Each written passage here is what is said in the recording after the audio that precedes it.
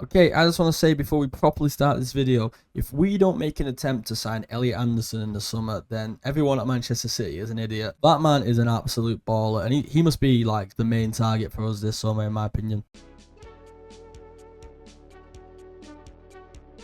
Alright, hello everyone, welcome back to the channel. Bit of a different video today, obviously you may know, you may not. I support Manchester City, and today is the aftermath of yesterday where Forest managed to get a draw out of us at the Etihad with two beautiful goals from Morgan Gibbs-White and Elliot Anderson. Now obviously this is horrible for us because it means Arsenal go 7 points clear. Granted, we do have a game in hand, but it got me thinking, can we still really win this league? Because I don't actually think we are performing to the level of champions at the moment. Now obviously Arsenal did just have a tough 3-run game against Brighton away, Tottenham away and Chelsea at home, and they came out with 9 points. Now this season we played Brighton twice, Tottenham twice, and we played Chelsea once, and we didn't get a single win out of that. There's little things like this where we should be picking up points and we're not. But on the other hand, Arsenal are picking up points quite easily now. I could be wrong, but I want to say that they've got the whole 18 points against those three teams this season. It may be 15, I don't quite remember how the first game against Brighton went. Now I do still think we can win it. Obviously Arsenal still have 8 or 9 games left, I can't remember the exact number, and within those games we do still play them at home at the Etihad, where we have a good record against Arsenal. So if we beat them there, who knows what happens after that, because it could just go anyway after that. Obviously if we win our game in hand, which I can't quite remember who that's against, but if we win our game in hand and then beat Arsenal, it drops to 1 point, and hopefully someone this season can do a number on Arsenal with the games left to maybe bring us back into it. But if we're literally talking, yesterday was a horrible result for us. Obviously you can say that we should have had penalties, maybe we should have. Obviously there was 3 penalty shouts, mainly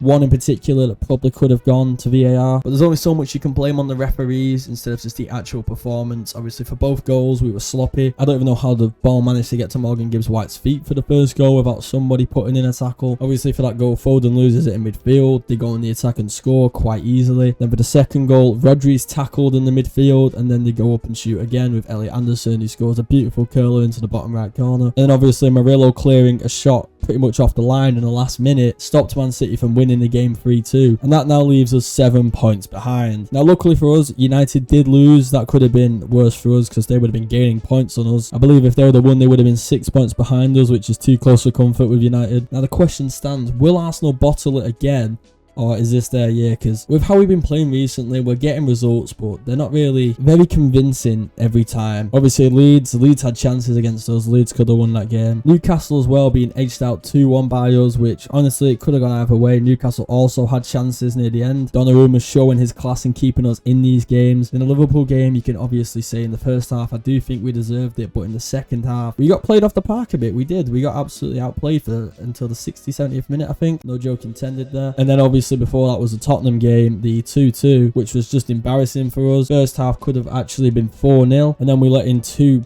fluke goals really. Dominic Solanke will never do anything like that again, and that resulted in us getting a draw away at Tottenham. Now these results don't sound awful, but when you actually look at it in the grand scheme of things, that's 2 draws where we could have easily won the games, and the games we've won have been quite nerve-wracking. We could have obviously lost or drew those games, but when you compare that to Arsenal, obviously they did draw to Wolves, and as well as that they did draw to Brentford, but after that the response has been amazing. The Spurs game, Spurs went into that on the cusp of getting dropped into a relegation fight. Obviously beating Arsenal would have helped us win the league, and stopping their rivals to win the league is probably a huge thing for them, as well as keeping them out of the relegation fight. But it's Spurs and they're shit, so of course they didn't. And then the Chelsea game, they took the game to them, they really did, but then after Arsenal's second they capitulated a bit, and obviously the red card kind of fucked them up. Now, if you look at our last remaining games, we have got West Ham, Chelsea, Arsenal, Burnley, Everton, Brentford, Bournemouth, Aston Villa. Now that is a lot of teams that are on really good form. Obviously Everton are on good form. Arsenal top of the league of course. Chelsea are playing really well. They just beat Aston Villa 4-1. Crystal Palace always give us a good game. Bournemouth have beat us a few times in recent years, so that will be a tricky fixture. And when you compare that to Arsenal's games, it is quite tricky. Arsenal have obviously got Everton, Bournemouth, City still to play, Newcastle, Fulham, West Ham, Crystal Palace and Burnley. I think the key difference here is that a considerable amount of their games are at home. That's obviously a far less amount of top half clubs in that fixture list, and we can't even use Arsenal playing in all competitions as an excuse because we are as well. So if anything, both teams will be equally fatigued. Okay, if you're wondering why I suddenly look homeless and sound like I've been through Vietnam, it's because I just played a full Call of Duty Easter egg between this segment and the last segment I recorded, but we're gonna roll with it. So what was the last thing I said? Yeah, obviously both teams are going to be fatigued. As I said, we're both in all 4 competitions, and I hope we can go far. I don't think we'll go very far in the Champions League. There's a lot of good teams this year. Obviously, we're in the AFL Cup final. That'd be nice to win. FA Cup's always nice. It's the FA Cup, obviously. I've been to Wembley for the past 2 years for both finals, and we've lost them both, so I will not be going. But yeah, I want you lot to let me know down below. Do you think we'll win the league this season? I've still got faith, but it's going to be very hard to do now. Obviously, if we beat them at our ground, then it's a step in the right direction. The gap drops to 4. Then if we win our game in hand, it drops to 1. So we are banking on another team to do something for us here, and I'm hoping they can. It's done to play Forest. Obviously, Forest showed that they've got something to give yesterday against us, but I don't know. We can only pray now. So yeah, thank you all so much for watching this video. If you do like this style, let me know. I've not done a football video, I don't think, on this channel yet. Yeah, that's going to be it from me, and I'll catch you lot in a bit.